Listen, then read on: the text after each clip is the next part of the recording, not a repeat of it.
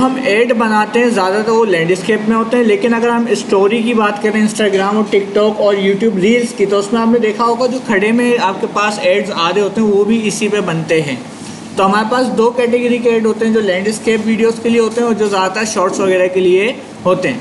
लेकिन आजकल मार्केट में क्या है कि लोग ज़्यादातर स्टोरीज़ देख रहे होते हैं, ठीक है, रील्स देख रहे होते हैं और यूट्यूब में भी शॉर्ट्स देख रहे होते हैं, तो उसमें ज़्यादा एड्स चलते हैं। तो हम पहले उसी के ऊपर डिज़ाइनिंग करना सीखेंगे कि भाई ऐड कैसे बनाया जाता है। सबसे पहले हम लेते हैं न्यू कंपोजिशन। न्यू कंपोजिशन के अंदर यहाँ पे विड है 1080 बाय 1920, यानी कि 192 9020 बाय 1080। क्या ये साइज़ सही है? नहीं, साइज़ अभी जो है ये प्रोटेट में है, खड़े में है, ठीक है। अगर ये ऊपर होता और ये नीचे होता तो पेज मेरे पास किस में आ जाता? लैंडस्केप में। लेकिन अभी हमारी जो ज़रूरत है वो क्या है? प्रोटेट है। तो हमने जो 1080 है वो ऊपर रखना है और 9020 नीचे रखना है, क्योंकि हाइट ज़्यादा होनी चाहिए और विड्थ कम होनी चाहिए। अब ऐड बनता कितने सेकंड्स का है? देखो, नॉर्मली जो शॉर्ट्स वगैरह पे जो एड्स आते हैं वो 15 सेकंड से ज़्यादा के नहीं होते, 15 सेकंड्स में वो ख़त्म हो जाते हैं। लेकिन अगर आपको क्लाइंट के ऊपर पास से इंफॉर्मेशन आती है तो आप 30 सेकंड का भी बना सकते हो, लेकिन आपने कोशिश करना आप 15 सेकंड के अंदर अंदर ऐड बनाओ या 20 सेकंड के अंदर अंदर ऐड को ख़त्म कर दो। तो यहाँ पे हम 30 सेकंड ही रखते हैं और ओके कर देते हैं। नाउ आपके पास एक पेज बना हुआ आ गया। यकीनन सी बात है आपको ये पेज छोटा नज़र आ रहा होगा। उसकी रीज़न ये है कि जब भी वीडियो एडिटिंग होती है ना, वो एक लैपटॉप की स्क्रीन पे नहीं होती, उसके साथ हमें दो स्क्रीनें लगानी पड़ती हैं। फॉर एग्जांपल, एक स्क्रीन पे सिर्फ ये वाला चैप्टर नज़र आता है जिसमें आपकी वीडियोस बनती हुई आपको नज़र आ रही होती है, दूसरी साइड पे आपके इफ़ेक्ट्स नज़र आ रहे होते हैं जिसमें आपको पता होता है मैं इफ़ेक्ट्स के अंदर क्या सेटिंग कर रहा हूँ, और तीसरे में टाइमलाइन। तो हमारे पास कम से कम 3 LCDs होना ज़रूरी है। जैसे लैपटॉप है, लैपटॉप के साथ 2 LCDs लग सकती हैं VGA के ज़रिए और HDMI के ज़रिए। तो 2 डिस्प्ले हमारे पास अलग से आ जाते हैं, तो काम करना हमारे लिए आसान और आसान से हम उसको कन्वर्ट भी कर सकते हैं, देख भी सकते हैं। यहाँ का हमारे साथ मसला ये है कि स्क्रीन छोटी है। अब मुझे सारी चीज़ें एक ही जगह मैनेज करनी है, तो इस वजह से आपको ये वाली स्क्रीन छोटी नज़र आ रही है। तो यहाँ पे मैं कर देता हूँ फिट, ये फिट हो गई। फिट में भी आपको छोटी नज़र आएगी। अच्छा, वीडियोस के अंदर हमारे पास जो अभी कंप्यूटर या लैपटॉप मौजूद है वो लो क्वालिटी या लो रेंज के कंप्यूटर हैं, जो कि ग्राफिक के अलावा वीडियो एडिटिंग सपोर्ट नहीं कर सकते।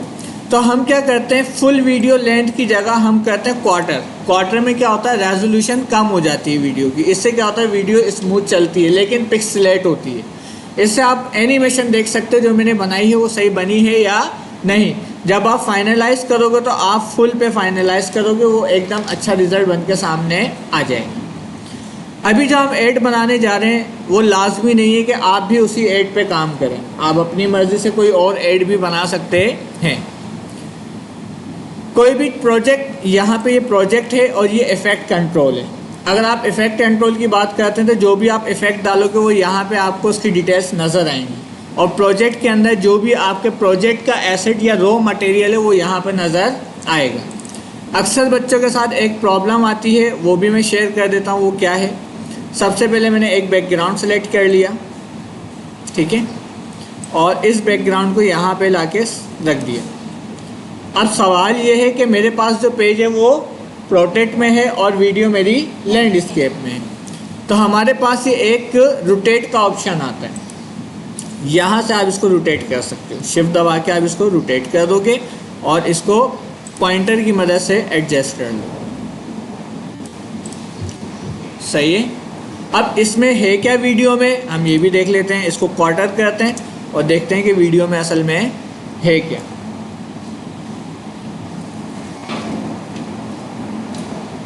ये ऑलरेडी बना बनाया बैकग्राउंड मैंने उठा लिया, ठीक है। आप भी यही करोगे, आपको ये फूल पत्तियां बनाने की ज़रूरत नहीं है, सही है। अच्छा, ये तो मेरे पास आ गया कि भाई ये मेरी बैकग्राउंड की वीडियो है। अक्सर आपके साथ प्रॉब्लम क्या होती है कि आप डबल क्लिक करते हो, ये अलग से इस तरीके से खुल के आ जाती है। आपको याद होगा फोटोशॉप के अंदर मैंने आपको स्मार्ट ऑब्जेक्ट बताया था कि जब हम डबल क्लिक करते थे उसके अंदर जाके जो भी चेंज करेंगे मेन पे ऑटोमेटिक चेंज हो जाएगा। ये भी स्मार्ट ऑब्जेक्ट की तरह ही काम कर रहा है। तो आपने इससे परेशान नहीं होना, आपने इसको यहाँ से बंद किया, आपकी मेन कंपोजिशन यहाँ पे मौजूद है। समझ में आ गई बात? तो इसमें हमारे पास एक ये पेज तैयार हो गया। अच्छा, अब मुझे एनिमेशन कम से कम बनानी कितने सेकंड की? 20 सेकंड की या 18 सेकंड की। लेकिन ये मेरी वीडियो कहाँ पे ख़त्म हो गई? 10 सेकंड पे ख़त्म हो गई। ठीक है, 10 सेकंड्स में ये ख़त्म हो गई। अब नेक्स्ट 10 सेकंड के लिए मैं दोबारा इसको कॉपी करके आगे रख लूँ। अगर मैं इसको कॉपी करके आगे रखता हूँ तो क्या होगा? वो दोबारा से वीडियो शुरू होगी, है ना। मुझे ये तो नहीं दिखाना, मुझे पूरी वीडियो एक साथ दिखानी है। सिंपल सा तरीका क्या है कि आप इस लेयर पे राइट क्लिक करेंगे और आप चले जाएंगे टाइम के अंदर। ठीक है, टाइम के अंदर अगर आपको रिवर्स चलानी है कोई वीडियो तो आप रिवर्स चला सकते हो, यानी कि कोई वीडियो पीछे से आगे चल रही है तो वो आगे से पीछे चलेगी। और टाइम स्ट्रेच करना है तो यहाँ से आप उसको बता सकते हो कि इस वीडियो को मुझे कितने टाइम पे लेके जाना है। तो मैंने इस पर क्लिक किया, यहाँ पे कितने सेकंड लिखे हुए? 10 सेकंड, क्योंकि मेरी वीडियो कहाँ तक जा रही है? 10 सेकंड तक। तो मैंने कहा मुझे ये चाहिए कहाँ तक? 20 सेकंड्स तक। ओके किया, कहाँ तक आई? 90 सेकंड। ठीक है। अच्छा, अब क्या हुआ होगा? जब ये लेंथ बढ़ी है तो क्या वीडियो बढ़ गई होगी या क्या हुआ होगा? स्पीड स्लो हो गई होगी। जैसे नॉर्मली हम वीडियोस एडिट करते हैं उसमें ये होता है अगर हम लेंथ बढ़ाते हैं तो वीडियो की स्पीड स्लो हो जाती है, तो इसमें भी स्पीड स्लो हो गई है।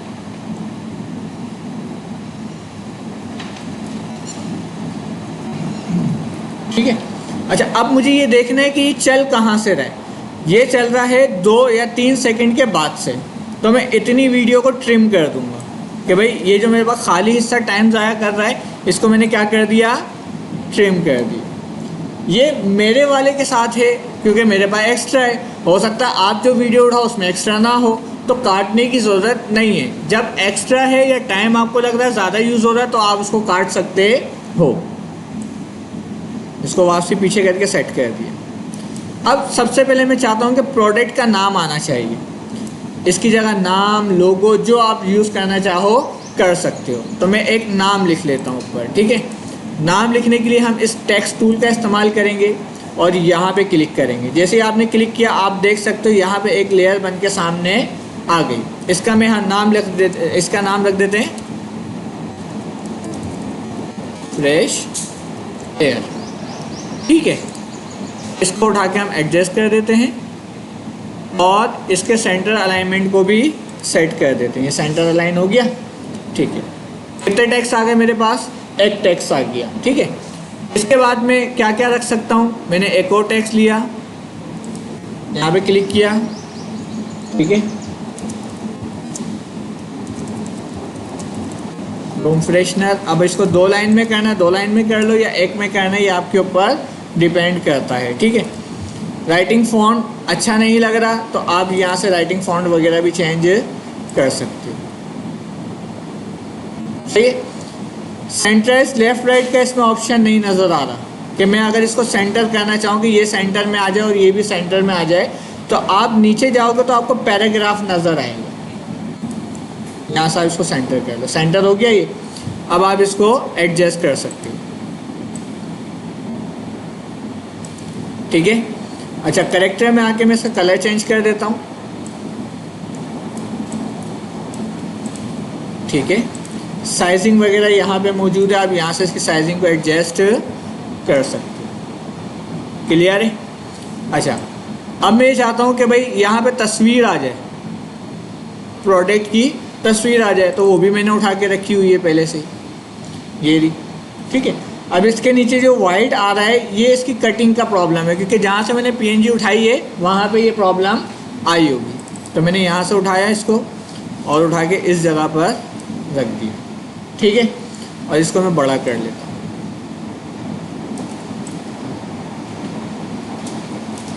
सही है। अब चलाते हैं।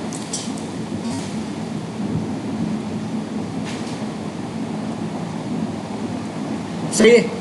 इसमें इन चीज़ों को लगाने का फ़ायदा क्या है, ये तो स्टिल है, इन्हें भी एनिमेशन देनी चाहिए।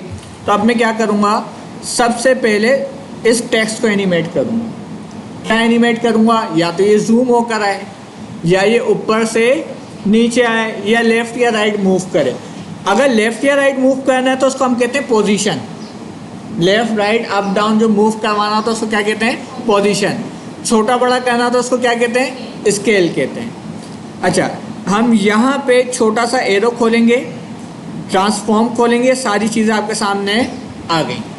किसी भी चीज़ को एनिमेट करने के लिए आपको सबसे पहले ये बताना पड़ता है कि एनिमेशन कहाँ से स्टार्ट और कहाँ तक जानी चाहिए, ठीक है।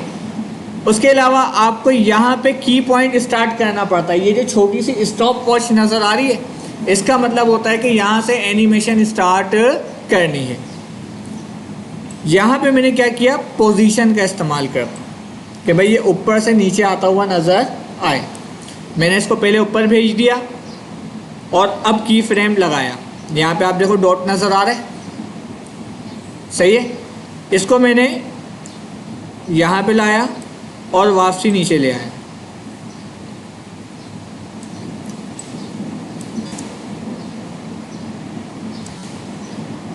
सही है।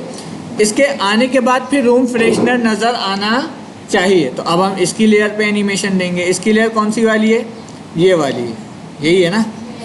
इसको हम बंद करते हैं और इसकी लेयर को खोलते हैं। इसकी भी ट्रांसफॉर्मेशन है। मैं चाहता हूँ ये स्केल यानी कि छोटा हो, ठीक है। यहाँ पे हम इसको स्केल देते हैं और थोड़ा सा आगे आते हैं और इसको यहाँ से बड़ा कर देंगे। सवाल ये पैदा होता है कि सर हमने इसको शुरू से क्यों नहीं दिया, क्योंकि शुरू में ये आया, उसके बाद ये आया, इस वजह से हमने शुरू से नहीं दिया। अब मैं चला के दिखाता हूँ आपको।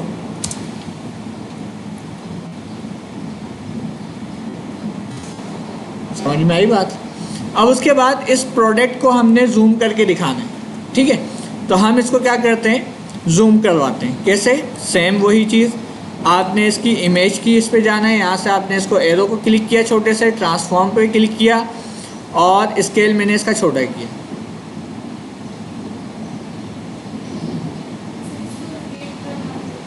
मर्जी है, आप रोटेट करवा लो, यहाँ से रोटेट भी करवा दूँ। अच्छा, बड़ा भी हो और रोटेट होता हुआ भी आए, ये दो चीज़ें हमें करनी है, ठीक है। यहाँ पे हम दोनों को ऑन कर लेंगे, स्केल को भी और रोटेशन को भी, सही है।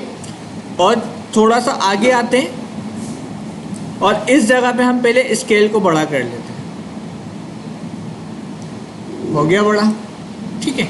और अब रोटेट, अच्छा ये रोटेट जो होता हुआ आएगा ना, थोड़ा एब नॉर्मल रोटेट होता हुआ आएगा, क्योंकि इसके अंदर एक्स्ट्रा पॉइंट है, फुल इमेज के साइज़ का ये नहीं है, तो थोड़ा एब नॉर्मल ये रोटेट करेगा, कोई इशू नहीं है।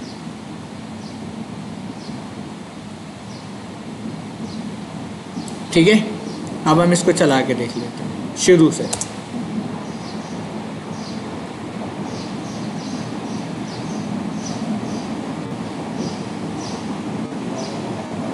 सही है। अच्छा, अब मैं चाहता हूँ कि जब ये रोटेट होके यहाँ पे अटैच हो जाए तो इसके पीछे धुआं निकलता हुआ भी नज़र आए, या स्मोक नज़र आए, या फोक नज़र आए, ठीक है। मैंने उसके लिए भी एक वीडियो डाउनलोड करके रखी हुई, green screen smoke. Green screen मैंने आपको बताया था ना कि क्रोमा होता है, हम इसको इजीली काट सकते हैं। इंपोर्ट किया, इसको उठा के हमने यहाँ रखा और इसको रोटेट कर दिया। सॉरी,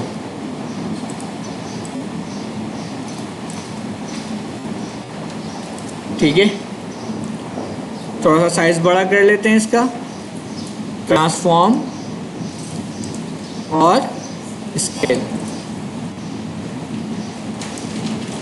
सही है। नीचे कर देते हैं। अच्छा, अब ये वाली जो लेयर है ना, ये किसके नीचे आनी चाहिए, परफ्यूम के नीचे।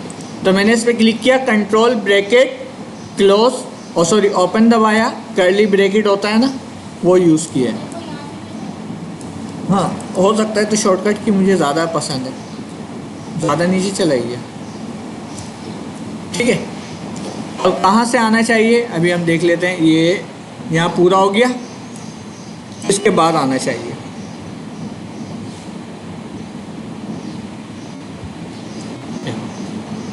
सही है, क्या हुआ? मिस इकरा ने भेजा है, क्या नाम है उसका? हुरिया ने, है ना, रखवा लो उसके पास। अच्छा, इतना समझ में आया? वैसे रिकॉर्ड हो रहा है, अगर कोई प्रॉब्लम हो तो आप रिकॉर्डिंग भी देख सकते हो, लेकिन मेरा मशवरा यही होगा सिर्फ इसको सीखने के लिए लेना, लेकिन बनाना अपना कुछ, ठीक है। अब इसका ग्रीन कलर जो आ रहा है उसने तो मेरा डिज़ाइन ही छुपा दिया।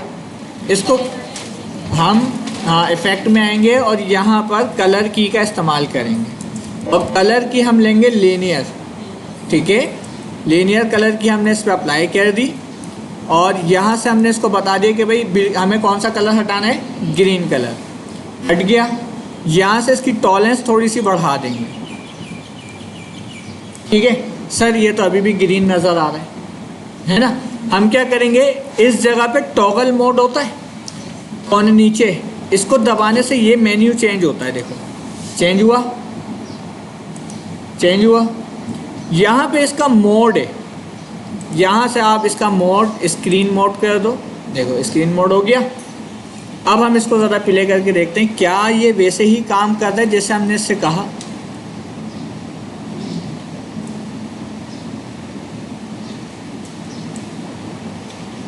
अच्छा, अब इसमें हमारे साथ मसला क्या हुआ, स्मॉग पहले आ गया, आगे कर देते हैं भाई। जब एनिमेशन आके ख़त्म हो जाए फिर स्मोक आना चाहिए, ठीक है। हम इसको बाद में भी आगे पीछे कर सकते हैं। अब चला के देख लेते हैं।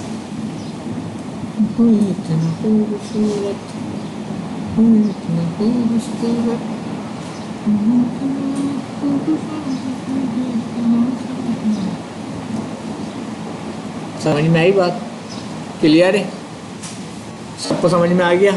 अच्छा, अब इसमें लगाना है साउंड, ठीक है। आप लोग गलती पता है क्या कर देते, आपके पास इतनी सारी लेयर हैं, आप उसी के नीचे साउंड लगा दो तो आपके पास तो लेयर बहुत सारी हो गई। आपने क्या करना है, इन सबको सिलेक्ट किया, राइट क्लिक किया, प्री कंपोजिशन बना ली। प्री कंपोजिशन क्या है, ये इन तमाम को एक कंपोजिशन में कन्वर्ट कर देगा। यानी कि जब हम उस कंपोजिशन को खोलेंगे तो ये लेयर ऑलरेडी उसमें मौजूद होंगी, लेकिन हमें नज़र कितने में आ रही होगी, एक लेयर में। तो हमने इसको क्या कर दिया, प्री कंपोजिशन, ओके किया। नाउ अब आप देखो यहाँ पे मुझे कितनी लेयर्स नज़र आ रही हैं, एक। अब एक लेयर के साथ साउंड पे काम करना मेरे लिए आसान हो जाएगा। साउंड के लिए मैंने आपको एक वेबसाइट बताई थी, कौन सी थी, पिक्सलवे, पिक्साबे। तो ये रही पिक्साबे, और हम यहाँ से कोई म्यूज़िक ले लेते हैं, ठीक है। म्यूज़िक पहले हल्का सा म्यूज़िक चल रहा हो पीछे, और साउंड फिर बाद में देख लेंगे, ठीक है। अच्छा,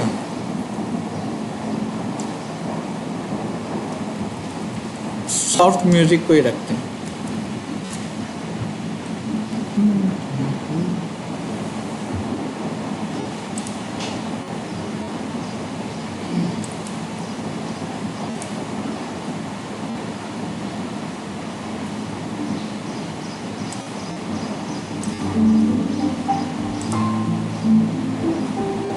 सही है, डाउनलोड थोड़ा इंतज़ार करना पड़ता है, ठीक है।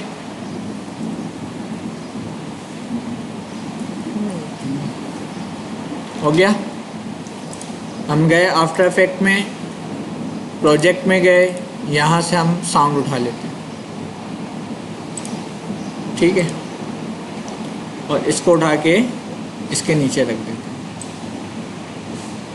छोटा बड़ा करना है, सारी चीज़ें आप इससे कर सकते हैं। वॉल्यूम कम ज़्यादा करना है, जब आप इसकी प्रॉपर्टीज़ में जाओगे ना, आपको ऑडियो मिलेगा, ऑडियो में लेवल मिलेगा, लेवल में वेव्स मिलेंगी।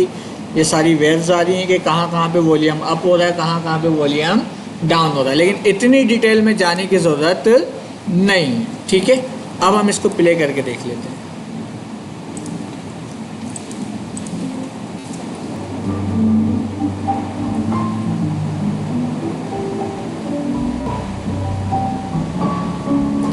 साउंड मिस कर रहा है, ये साउंड का मसला नहीं है, ये हमारे लैपटॉप का मसला है। ठीक है, अभी एक दफ़ा चल जाएगा, फिर दूसरी दफ़ा में ये थोड़ा बेहतर काम करेगा।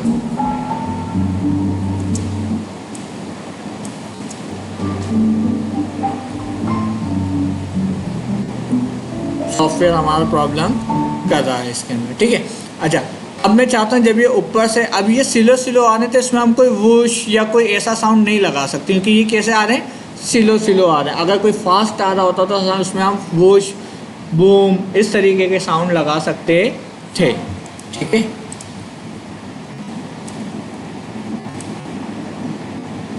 साउंड इफेक्ट्स आपके पास है, यहाँ पे आप लगा सकते हो जो भी चाहो, बल्कि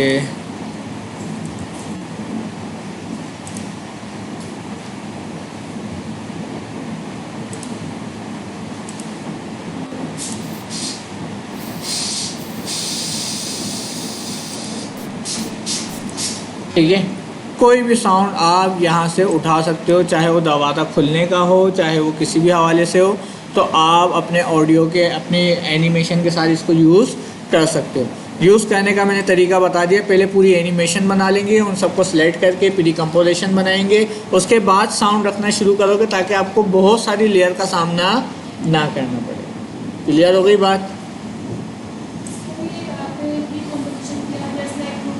हाँ, डबल क्लिक करेंगे तो हम इसके दोबारा एडिटेबल फाइल पे आ जाएंगे। ठीक है, क्लियर है? चलो, काफ़ी है इतना आज के लिए। अब आप